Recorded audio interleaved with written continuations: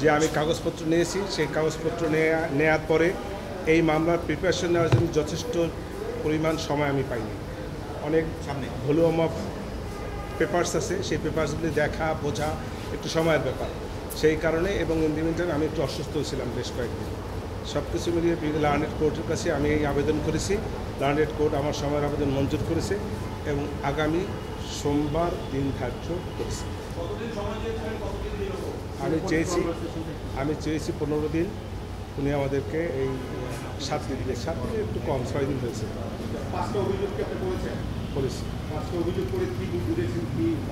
আমি সেটা এখন বলবো না, কারণ আমি তো আগেই বলেছি যে আমি বিস্তারিত পড়াশোনা করার সেটা যে ইয়েটা সেটা আমি পারিনি। অতএব আমি এই মুহূর্তে আপনাদের এই অভিযোগের এই প্রশ্নের উত্তর দিতে অপারগ। আমি আর একটু পড়ি, তারপরে কোর্টকে বলেছেন যে এটা একটা বড় মামলা এবং ঐতিহাসিক মামলা। আপনি সকালবেলা বলেছিলেন যে সেখানে ডিসচার্জের পিটিশন দিবেন। জি, ওভারঅলটা একটু বলে দেবেন কি কেন ঐতিহাসিক মামলা বললেন এবং ঐতিহাসিক মামলা বলেছি। বাংলাদেশের ইতিহাসে বাংলাদেশের কোনো প্রাইম মিনিস্টারের বিরুদ্ধে এই রকমের আন্তর্জাতিক অপরাধ ট্রাইব্যুনালে ইতিপূর্বে কোনো মামলা হয় নাই।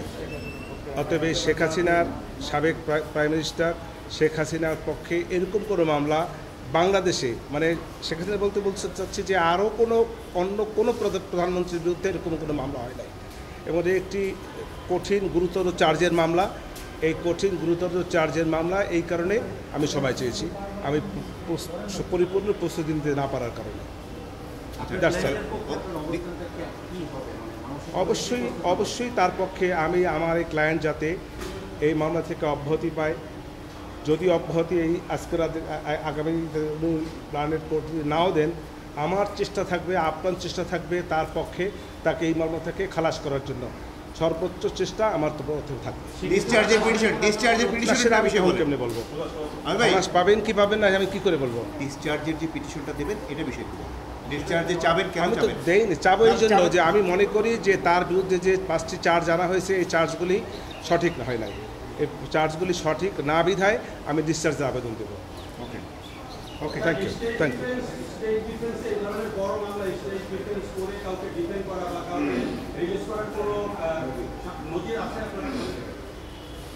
নাই নজির, যদি নাই কিন্তু হইতেও তো পারে।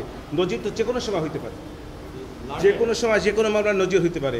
আর ইতিপূর্বে ছিল না দেখে যে বর্তমানে এই মামলার ক্ষেত্রে হবে না, এ কথা তো আমি কেউ বলতে পারি না।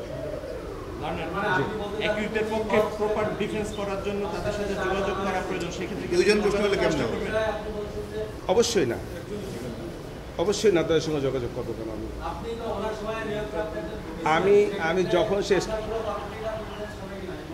আপনি আবার আমি বুঝতে পারিনি, আপনি আবার বলেন। জি, না কোনো কনফ্লিক্ট নাই, কোনো কনফ্লিকশন নেই। অবশ্যই আমি সেটা পারি।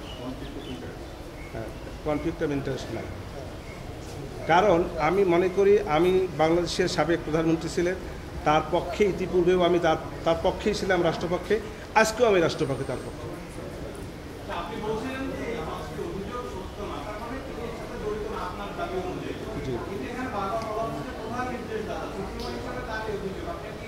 আমি তো এই কথার জবাব